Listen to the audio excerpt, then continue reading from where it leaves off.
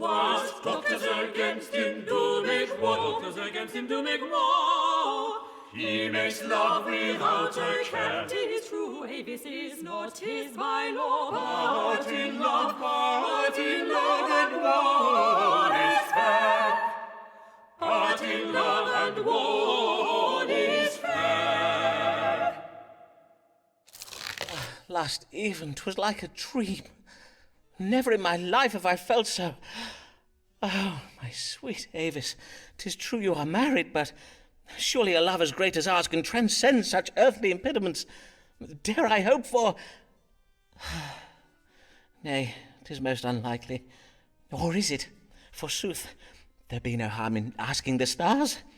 Might Avis Allen one day be mine?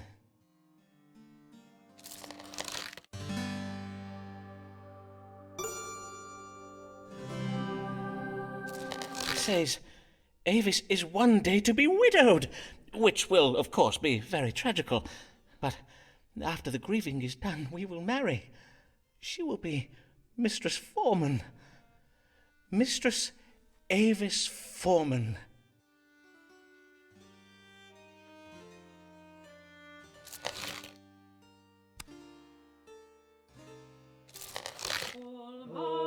Almighty God, lead thy servant forth away from sin and temptation, lest his wife does him an evil.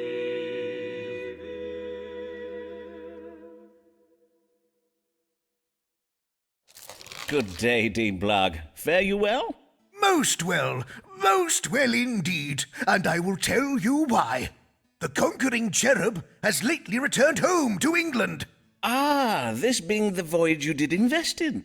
Aye, and what a sound investment it was, for it has paid off most handsomely. The cherub's cargo of nutmeg and pepper will fetch a high price indeed. In sooth, as I recall, it was you who advised me on this investment, was it not? I thank ye heartily for it, sir. I am glad to have been of service, Dean Blogg. Forsooth, my earnings have enabled me to make a substantial investment in Sir Walter Raleigh's expedition to the New World. Ah, methinks I've heard of this. 'Tis a quest to find the fabled lost city of gold, is it not? Or, as the Spanish call it, El Dorado? The very same. For it is said that El Dorado does lie deep within the rainforests of the southern parts of the New World, hiding vast quantities of gold and precious jewels. Hence, what I would have you tell me is, exactly how rich can I expect to be made from my investment? I see. For if I am to be made very rich, I am afeard that news of my fabulous wealth may cause some jealousy among the clergy. News travels fast around the diocese, and I think it wise to get ahead of it if I can. Then let us consult the stars. What will become of Thomas Blogg's investment in Sir Walter Raleigh's quest to find El Dorado?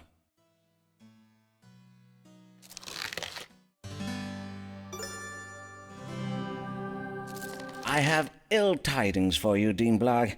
Raleigh and his man have been set upon by a tribe of angry New World natives. Angry natives? But surely the natives would greet us with much rejoicing. For do we not bring with us the gift of civilization? Would they not crave freedom from their tyrannical chieftains and cruel pagan gods? Well, it would seem these particular natives cannot be reasoned with, as they are led by instinct alone, and they will fight to the last man, as it is not in their nature to surrender with honor, as Christian men would. Truly? But... Alas, I am afeard that Raleigh shall be forced to abandon his search for El Dorado, and your investment will come to naught. I must own, sir, that I cannot share your uncharitable view of these savages. They may be heathens, but are they not still God's children? I will now take my leave, that you may engage in quiet reflection upon the spiritual dimensions of this question.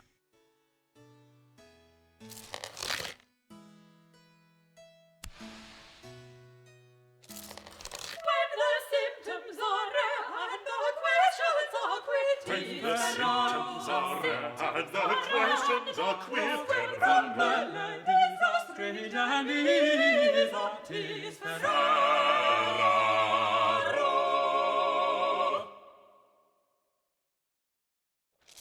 Good morrow, sir, and well met.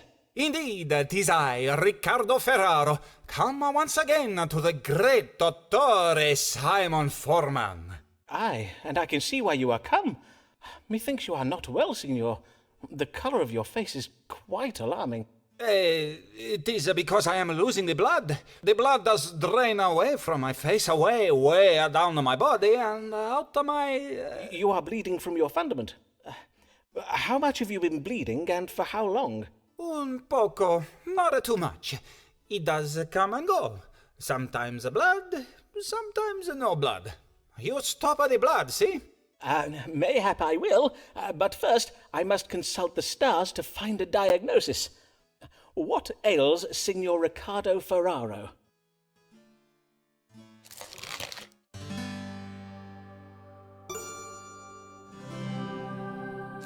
I am afeard you have jaundice, signor. You must be purged of this excess of choler directly. I advise taking a hot bath, into which you must add an ounce of vinegar. Be sure to breathe deeply of the vapours that do arise from it. But how did you... Molto bene. I will take this bath that you advise. But what of the blood that is coming from out of my nethers? Oh, worry not over that, signor, for 'tis a most natural and healthsome process. Your body is merely attempting to purge itself of corrupted choleric blood, much the same as does occur in a woman's nethers each month. But a man has what are called hemorrhoids for this purpose. Are you sure? That is your final answer? Indeed it is. I do assure you, signor, 'tis the very latest medical thinking on the subject of hemorrhoids. You are welcome to procure a second opinion, but I warrant you will find that most doctors in London will tell you the same. Then Riccardo Ferraro bids you good day, Signor Forman.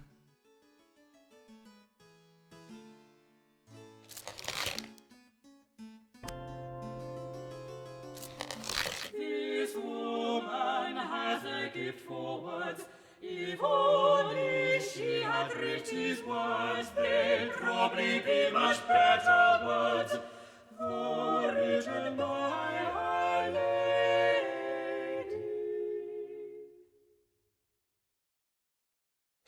Did you see that? See what, madam? Your querent, Signor Ferraro, scuttling away from me like a frighted rabbit. What have I ever done to upset the man? All I did was wish him buongiorno as I passed him at the door. Verily, Signor Ferraro's behaviour does sound full strange. But let us not think of him, but of the matter that brings you hither, Mistress Lanier. How do you fare? I fare most well, in the main, for I'm happy to report that you were quite wrong in judging that collaboration with Mr. S would fare ill, for in sooth 'tis going exceeding well. Verily, Dr. Forman, I would be right content with my lot at present if it were not for the trouble I am come about this day. Pray, tell me of this trouble, madam. I am being prowled. Oftentimes in the night I see him following me home. One time methinks I even caught him looking at me through my window. I would have you tell me who this prowling man might be. A prowler? How very worrisome. Can you describe this man to me? Nay, for 'tis always at night that I spy him, and I have always been too frighted for my eyes to linger upon him very long. Then let us see what light the stars can shed upon the identity of this man who hides himself in darkness. Who is the man prowling Mistress Lanier?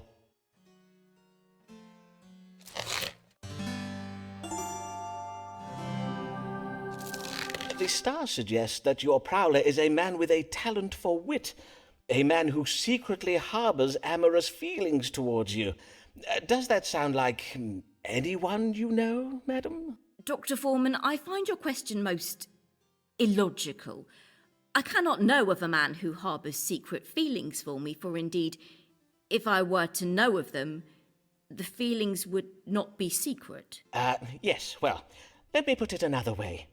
Your friend, Mr. S., is the keen-witted man who furtively admires you.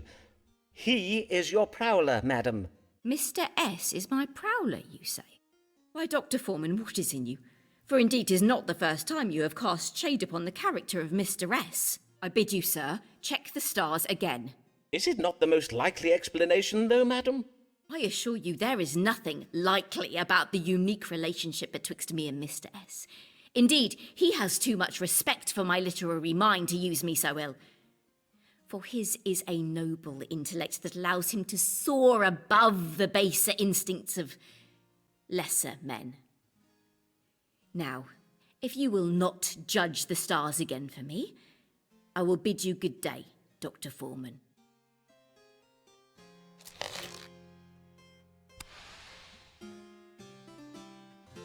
Hear ye, hear ye! Sir Walter Raleigh fails to find legendary Treasure City. Rumours say next Raleigh voyage is to Pot of Gold at End of Rainbow. Hear ye!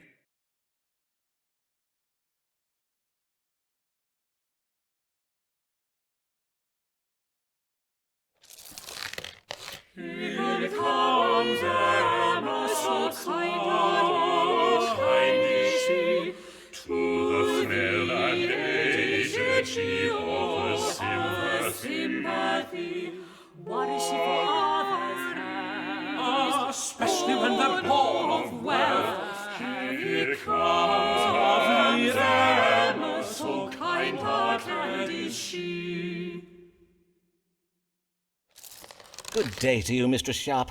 Good day, Dr. Forman. But I am Mistress Delamere now. Mistress Delamere? But as I recall from my case notes... let me see now.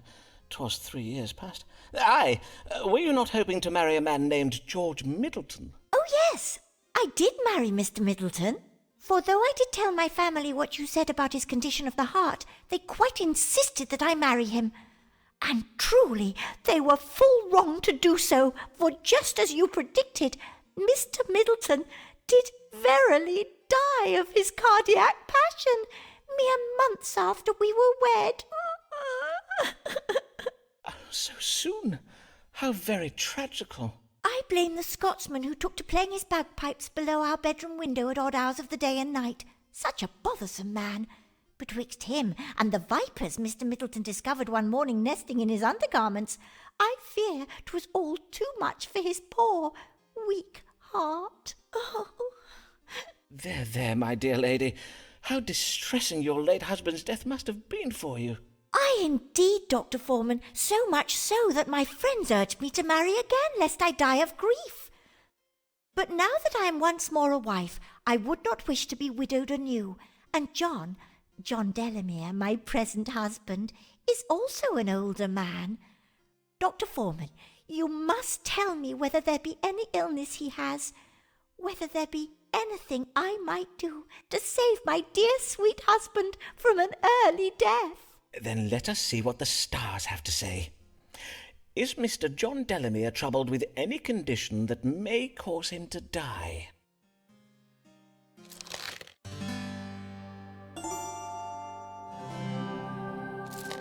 Your husband suffers from quinsy, madam.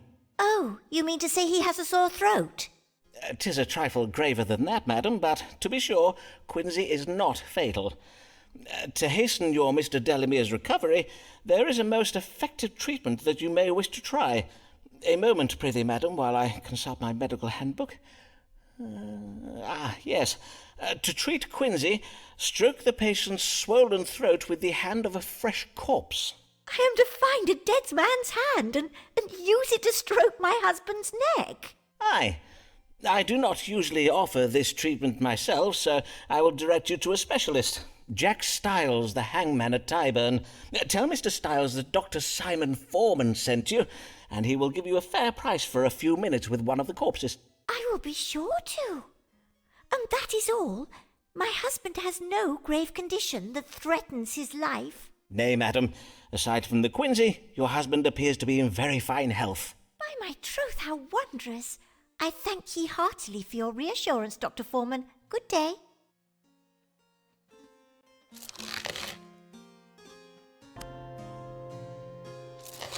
Sibyl's a fine host, of this she will oft boast. She loves to entertain, she loves to entertain. dinners go awry, and in tears and shame.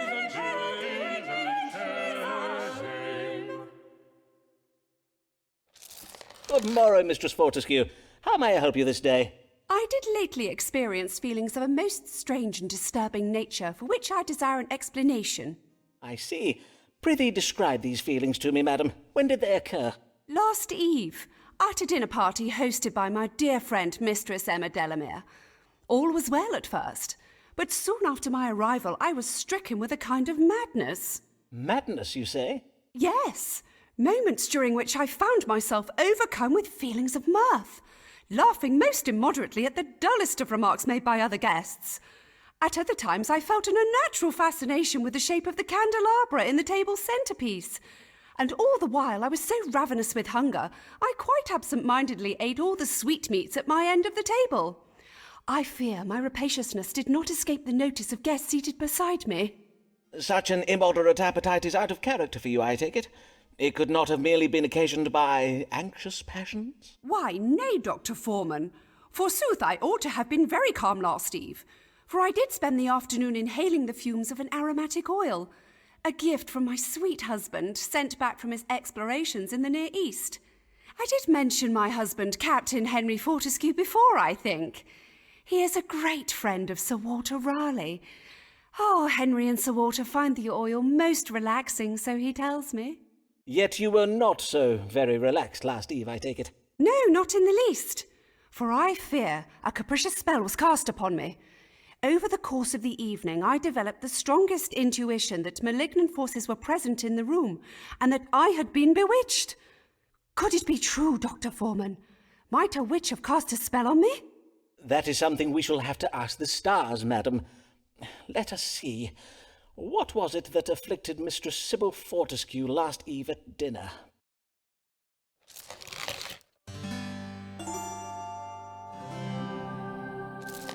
Now, madam, the oil your husband sent you. This was the first time you did inhale its fumes, methinks. Yes, the shipment of gifts from my husband did only lately arrive. Then I think we have your answer. I have read some interesting tales of such oils and herbs of the Near East. 'Tis said they occasion certain temperaments, to wit, an excessive sanguinity, which will have caused the immoderate laughter and increased appetite. They can also provoke a narrowing of the mind, which would explain your temporary fascination with the candelabra, and I believe the fumes of this oil may also have been responsible for the notion that you have been bewitched. And the men of the Near East gain pleasure from this oil? They would render themselves foolish on purpose? Aye, indeed. Foreigners have many strange customs and desires that we cannot hope to understand. How fascinating! I thank you for this explanation, sir. Indeed, 'twill make for a most diverting tale with which to regale guests at my next dinner. God give you good morrow, Dr. Forman.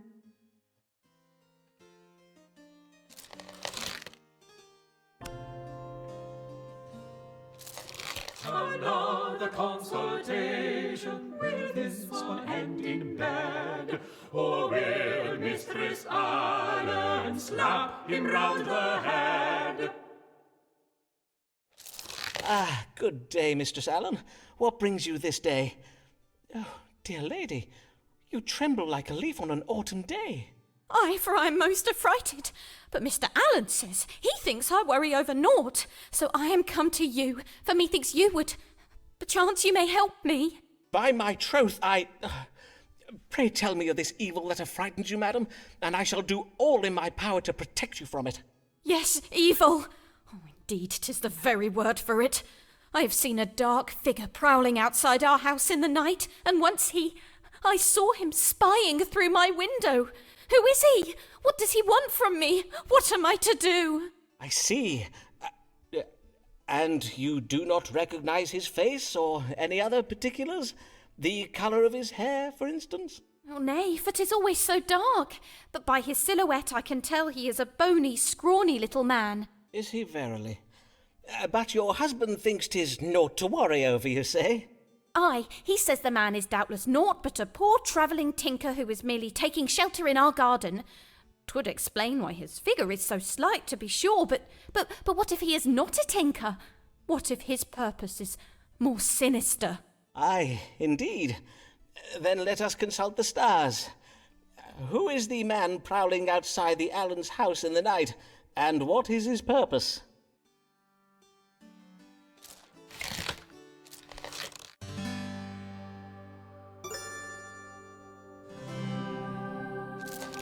Avis, I must own. Indeed, I must confess that 'twas no prowler but me you have been seeing near your house at night. You? You have been prowling me? Nay, I have not been prowling you. I have been merely watching your comings and goings. 'Tis very different. But you... Why? One evening, when you said you had no wish to see me, I needed to know why. So You went to the Quiet Bear, did you not? What business did you have at an alehouse? Was it to meet a man? You... How dare you cast shade upon my honour thus? I never met another man. Methinks you speak false, madam.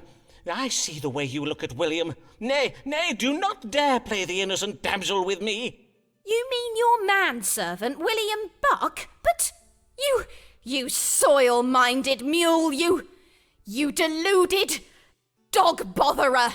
And a married woman of your age as well. For shame, madam. Nay, put that down. Put it... Ah! Fie, madam. That was a priceless Venetian vase.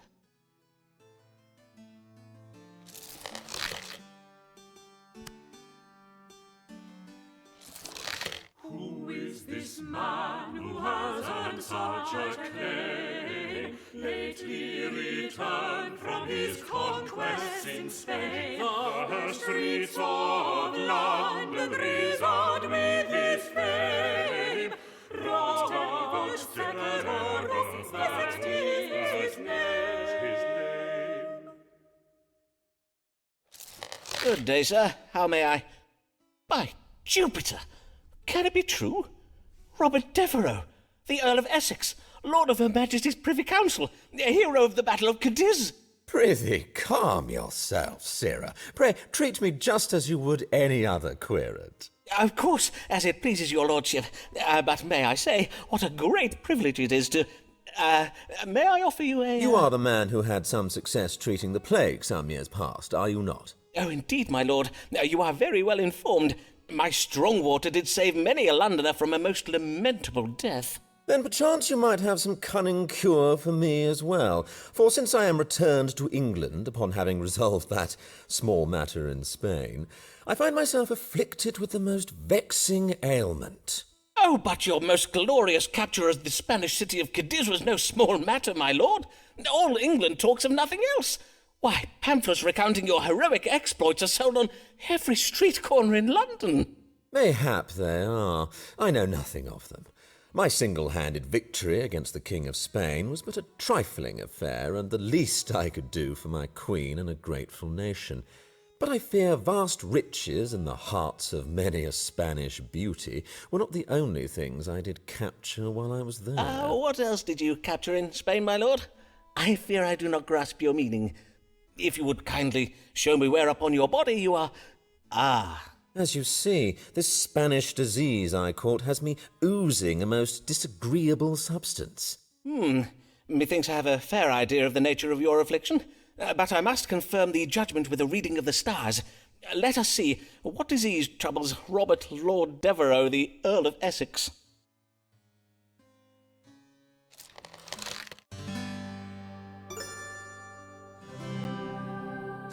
You have gonorrhea, my lord. 'Tis a condition provoked by an increase in intimate activities. Too much strumpy-humpy, eh?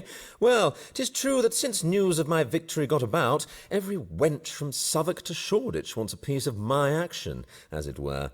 And how may this gonorrhea be cured? The most effective method is lead plate therapy. Usually this requires a man to lie in bed for many hours with a leaden plate positioned upon his privy parts, thus allowing the lead to impart its healing properties to the affected member. But, of course, men such as your lordship have no time to lie around in bed, which is why... Let me just fetch it from my cabinet. Which is why I invented this. And that is what? Some sort of wonder chub, like the ones old men used to wear? Precisely so, my lord. 'Tis a codpiece that I had a blacksmith fashion out of lead. I invite your lordship to wear it under your breeches, so that the lead may remain in contact with your privy member at all times. Indeed, until you are cured. How very droll this is. Verily, how old-fashioned. I will appear as hung as old King Henry Tudor.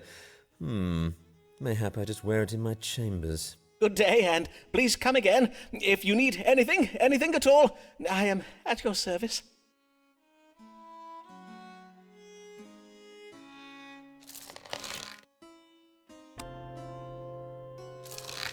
Watch your lover, Avis, watch her night and day. If a woman has your heart, you cannot let her stray. Avis, I did not expect to see you this evening. Do you bring news? Aye, some very good news, at least if you confirm it for me. Methinks I am with child. How very wondrous. And, have you any idea of who might... Aye, verily, with child, but I dare not to. Forsooth, what if it be naught but false hope? Then let us ask the stars without delay. Is Mistress Avis Allen verily with child?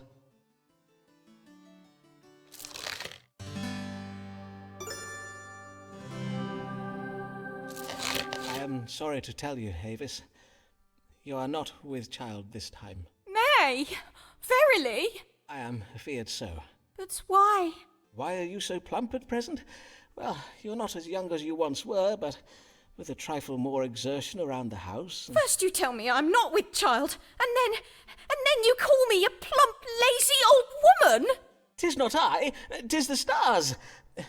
I have no control over... Oh, how could you speak such... Oh, why must you insult me so? What new imagined sin did I commit that you would punish me for now? By my troth, 'twas never my intention to insult you, Avis. But I see I have vexed you. Pray forgive me, Avis.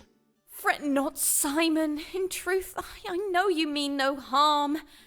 Methinks 'tis that such disappointment is hard to bear. I did so wish it to be true, that you and I were to have a child.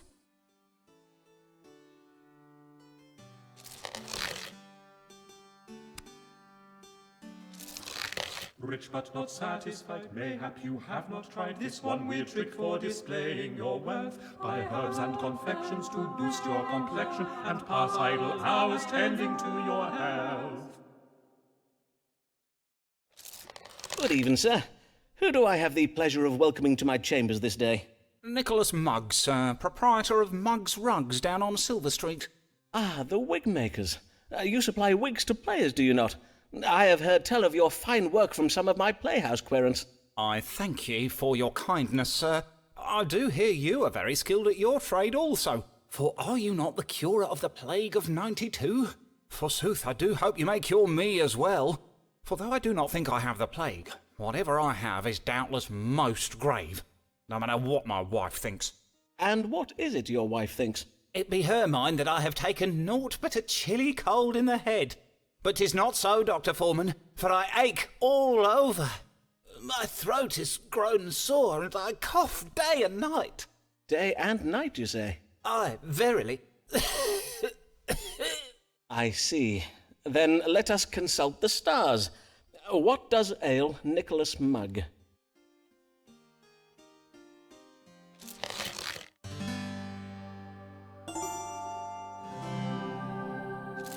I am sorry to confirm that your condition is indeed most grave.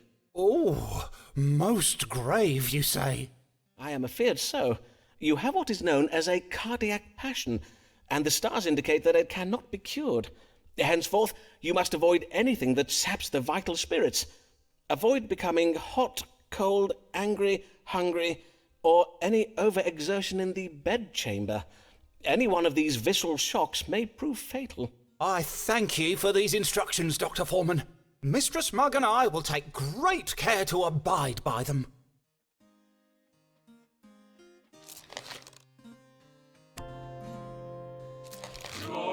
Lord Dever rose a rising star, dashing and debonair, he will go far.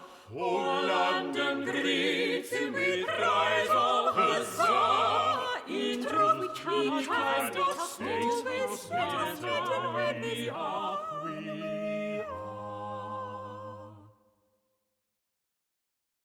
Good day, my lord. How may I do you service? Would it pertain to some thrilling adventure upon which you may soon be embarking? Indeed it does. Sir Walter Raleigh and I did recently come across some intelligence concerning a fleet of Spanish ships that will soon be sailing home from the New World, bearing a goodly cargo of gold. Raleigh and I plan to borrow the royal fleet, which we will use to intercept the ships and seize the treasure. Huzzah! But, borrow the Royal Navy, you say? Aye, only temporarily, of course. The Queen will hardly know her ships are gone. Indeed, when we return them to her bearing a handsome prize of Spanish gold, she will doubtless forgive our failure to file the correct paperwork and what not. Doubtless. And how may I assist your lordship in this glorious endeavour? Well, in order to intercept the Spanish fleet, we must know which route it is planning to take. One possibility is that it returns to Spain having retrieved the gold from the New World's southern continent. The other possibility, and this is the one Sir Walter thinks most likely, is that the gold has already been transported by conquistadors from the southern continent up to Havana, and the ships are to fetch it from there.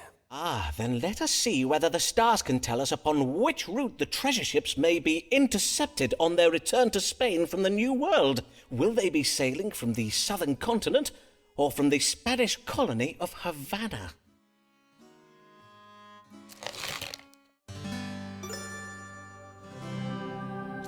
The Spanish treasure ships will take a direct route back from the southern continent, from whence the gold was, found. For it seems the treasure was, discovered by the fleet's own soldiers. Excellent, excellent. But where are we to intercept them? Pray, give me the precise day, latitude, and longitude. Certainly, my lord. But divining nautical coordinates is a somewhat lengthy and complex process. If your lordship would kindly return in an hour or so... Quickly, sir! I have not the time to bide here all day. Well then, let me see now. Taking into account the position of Jupiter, divide by 3, carry the 1. Yes. The Spanish treasure ships may be intercepted upon the 15th day of October at a latitude of 9 and 40 degrees north and 5 and 20 degrees west, or thereabouts. That said, however, I cannot promise you that... Excellent. Raleigh and I shall sail to this very spot. Huzzah! Huzzah! Godspeed, my lord.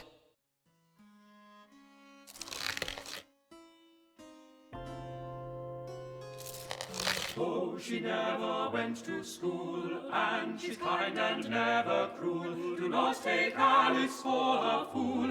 Alice Black, she is no fool. Good evening to you, madam. How might I... Hi.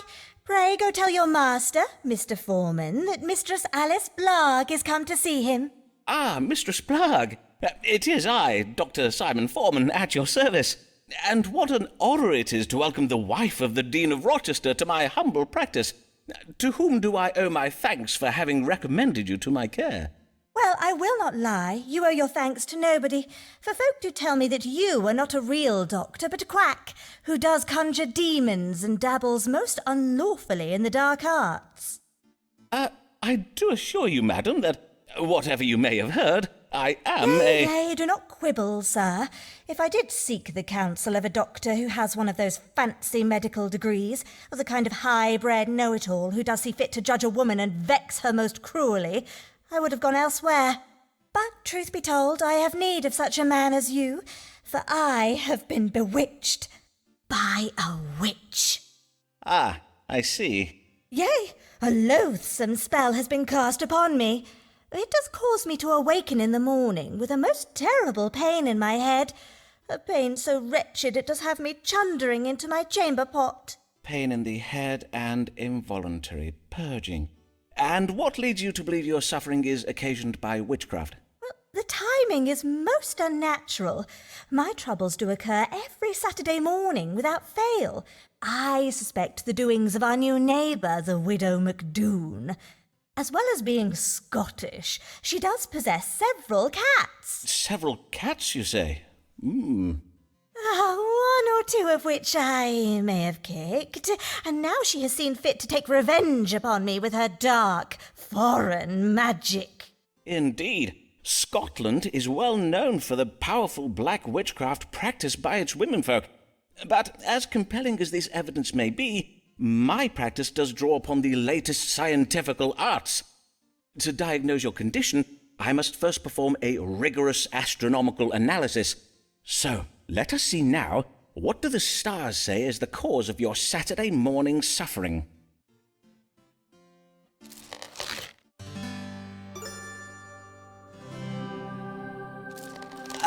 Madam, may I delicately inquire as to whether it be the habit of you and your husband to take wine with supper? On Friday evenings, perchance? Drinking a little overmuch on occasion is nothing to be ashamed of. Many of my most respectable querents do find that a fine French claret can be deceptively... Oh, nay, more's the pity. My husband is a tiresome teetotaler who prefers to spend his evenings writing sermons and counting coin. He hardly ever accompanies me to the tavern on Fridays. Does he not? Well, in any case, I am much afraid that the ale you do consume upon these tavern visits may be to blame for your affliction. The consumption of strong drink can provoke an excess of black bile, which then does cause the body to purge itself the following day. I do advise you to consider... Then I am not bewitched. But if that be true, then to poor Molly MacDoon I have been most rude and unneighbourly. For shame. I must go to her this hour and apologise.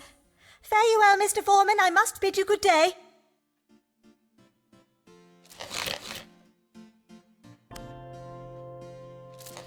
Beware conspirations, plots and machinations, the schemes of big physic to sell you their wares. Their cures to us violent, but they call it science. They mock our beliefs and belittle our fears. Well met, Mr. Mugg. How fare you since our first consultation?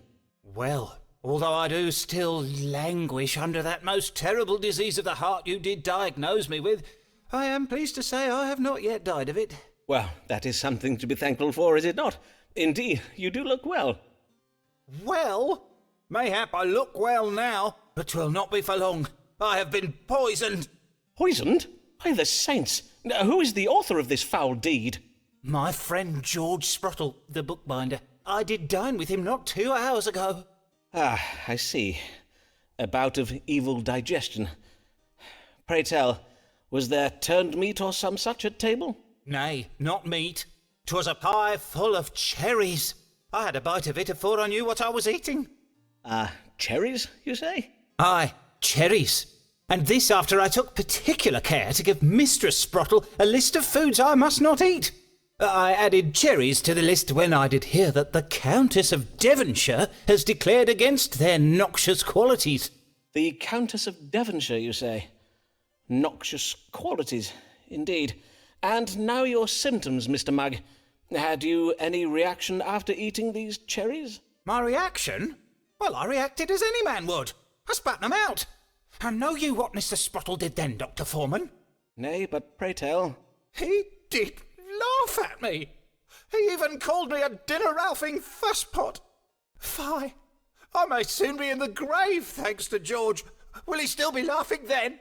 Well, let us not speculate, shall we, Mr. Mugg? Now, let us see what the stars may tell us. What ails Nicholas Mugg?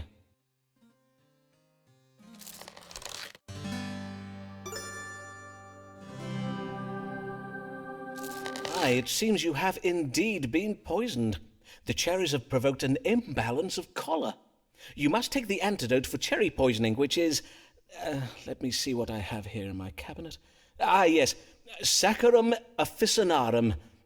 Dissolve a pinch of these crystals on your tongue before dinner for a week. Saccharum? Saccharum officinarum, more commonly known as sugar. Sugar, forsooth. I have heard tell of sugar. 'Tis a rare and fine substance, I do believe, and therefore doubtless most efficacious.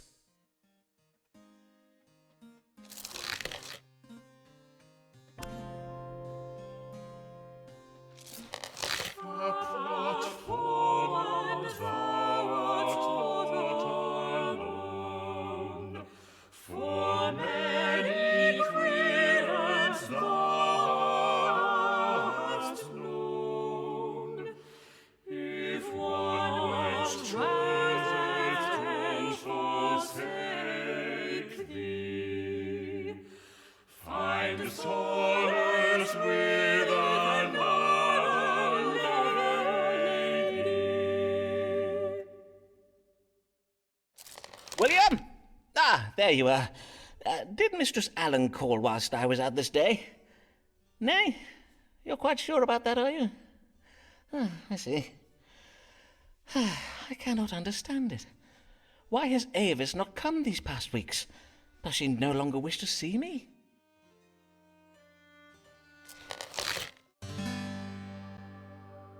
I see. The stars confirm that Avis is with child, but that she knows not who the father is. How can that be? For Mr. Allen is not able to perform... Then my suspicions were correct. Avis verily has been intercoursing with another man. Well then, if Avis has other men, why, I have opportunities of my own, have I not?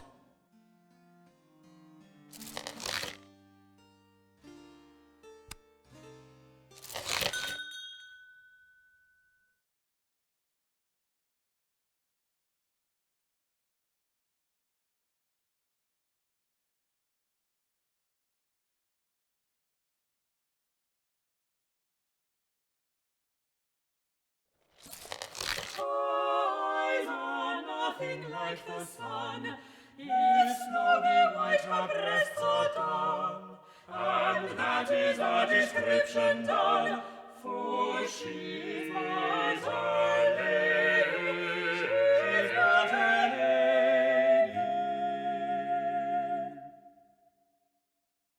lady. Good day, Mistress Lanier. Much time has passed since I last saw you. How do you fare?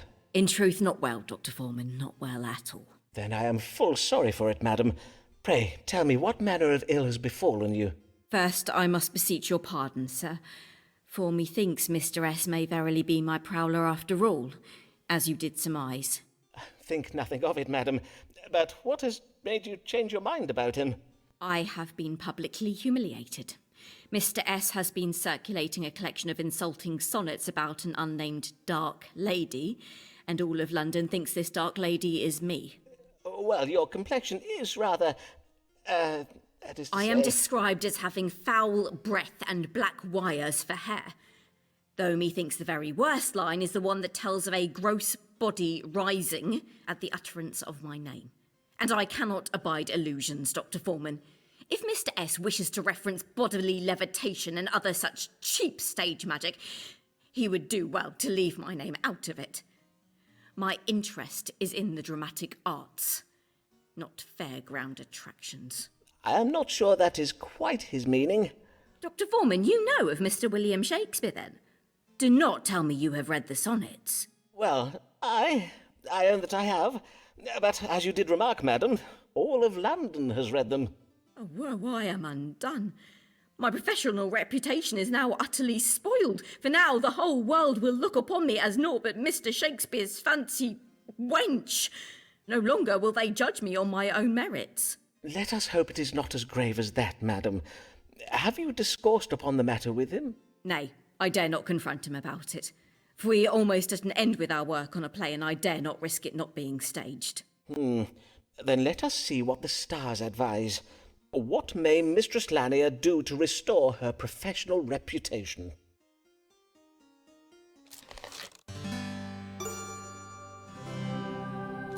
Your only course for saving your reputation is to ignore the affair entirely. Mr. Shakespeare has gone low, hence you must go high. I advise you to be as silent as the grave. For least said, soonest mended, as they say.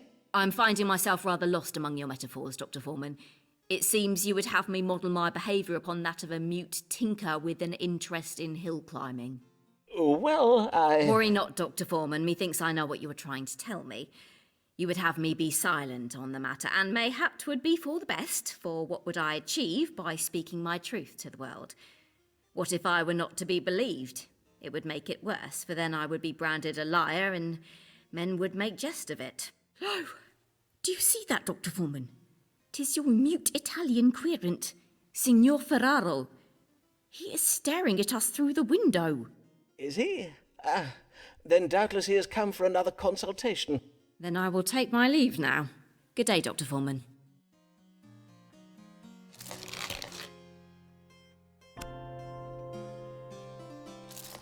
When it feels like a play, an Italian cliché. When it feels like a play, an Italian cliché.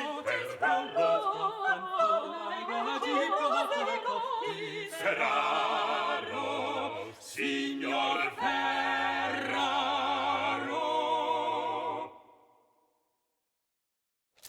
Good day, senor, and well met. Tis I, Riccardo Ferraro, come once again to see the great Doctor Simon Forman. Indeed, I did recognize you, senor. How may I assist you this day? I am ill. I tell you my problems. First problem, I do make a chandar in the morning. Next problems, my belly does swell and my chest 'tis most tender to the touch. And now, for the very most terrible of problems, I have the big fears. One moment I do weep, and the next I do curse and gnash my teeth. So, dottore, you tell what ails me, huh? You wanna make a water into this cup? Un momento, I make the water. Nay, not in my... prithee, hold. If you please, senor. As with our previous consultations, I shall be judging your illness by reading the stars. So, you need not my... Nay, senor, I have no need of it. Whilst 'tis true that most physicians do spy and sniff their patients' urine, I find this method of piss-pot diagnosis most imprecise. Indeed, the practice is quite primitive. 'Tis my belief that if medicine is to advance in this modern age, we must all adopt a more scientifical method.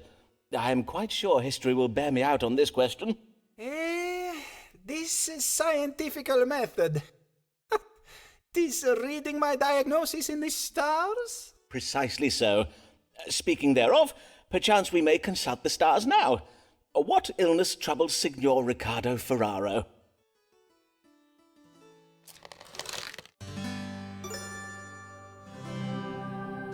Signor, you have been stricken by a condition known as apoplexy. I will have my manservant bleed you from the arm, then apply beaver musk to your nose to induce sneezing, thereby drawing phlegm away from the brain. But my problems, they are the swollen belly, the chundering, the tenderness, and the big mood.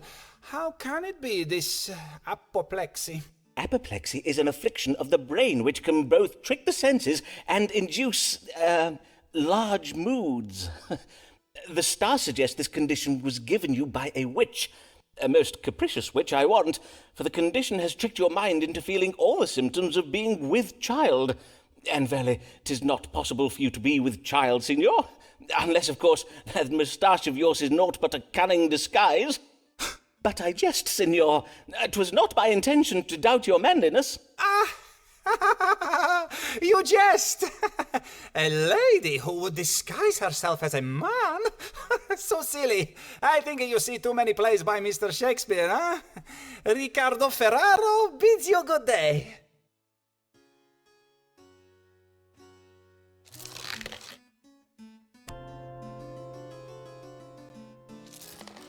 Rosa, which marks the food on your plate? Are you verily sure that your dinner is clean? At midst, the food causes your pain, but your friends and relations are very mean.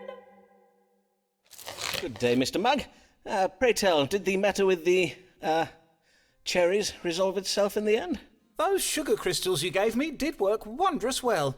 Verily, Dr. Forman, methinks you should fashion this medicine into little round pills and sell them by the score. I warrant you would make your fortune. Yes, if only I could have my querents believe that mere sugar pills were the cure for all their ills, great and small, I would be a very rich man indeed, would I not? And what may I assist you with this day, Mr. Mugg? I have the spotted fever. I must begin treatment now, or else I will... Hold, sir. The spotted fever is exceeding rare. Why would you think you have such a disease? Well, sir, not only am I covered all over in red spots, I have lately taken to chundering, such as are the very symptoms listed in the medical book I did read. I am already taking the treatment Mr. Cogan prescribes, but now I require... You mean to say you have read Thomas Cogan's Haven of Health?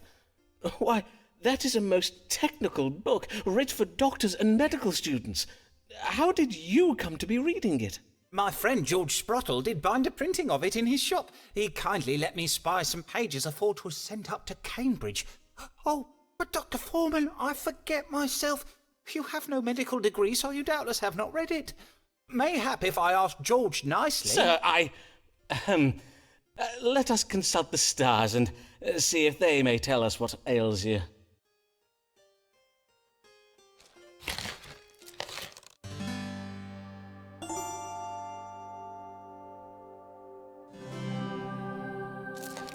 You do indeed suffer from the spotted fever, Mr. Mugg. Now, as to your cure. Aye, it does require some uncommon ingredients that I do not keep here in my chambers at present. A moment, pray, while I write this down. Here, take this recipe to your apothecary and have him make you up a preparation. Take a spoonful each morning until your red spots disappear. Oh, ground up horns of a deer, and cinnamon, how very fine, and this red coral from the South Seas. Aye, verily. Nothing but the finest of cures for my loyal querents. It is just as well for us that I did consult Mr. Cogan's book, is it not, Dr. Forman? On my word, my wife was very wrong to doubt him. I shall tell her you said so. One thing more, if you please, Dr. Forman, for I feel I must give ye warning. A great storm is coming. I feel it in my bones, and my bones do always speak true. You would do well to bide indoors at the first sign of wind and rain. God keep ye well, Dr. Forman.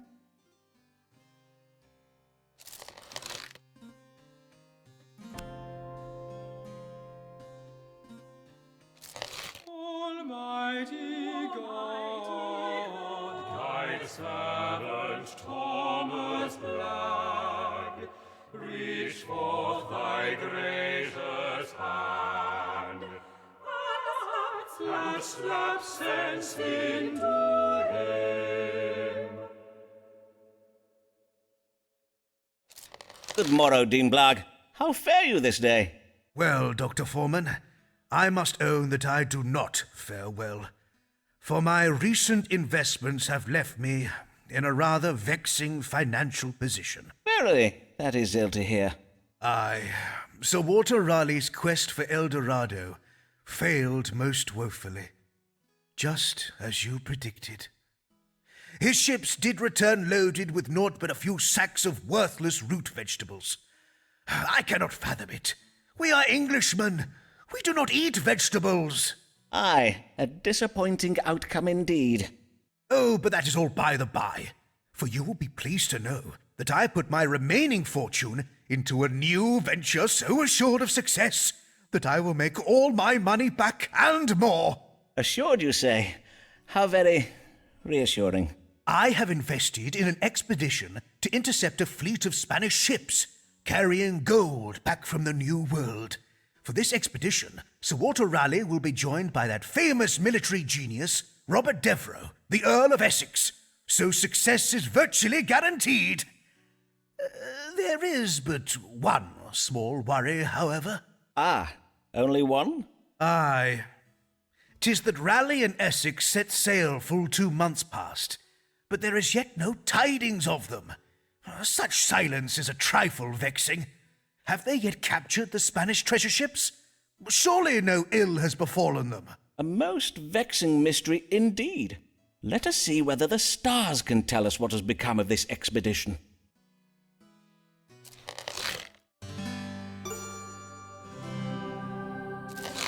wondrous tidings. Your family's fortune is soon to be restored, and you may thank God for it was he that inspired you to invest in such a well-led expedition. Raleigh and Essex have come upon the Spanish treasure fleet, and a violent battle off the coast of Spain is being waged this very hour. Verily, blessed day! O Heavenly Father, I give thanks unto thee for both thy mercy and thy business savvy.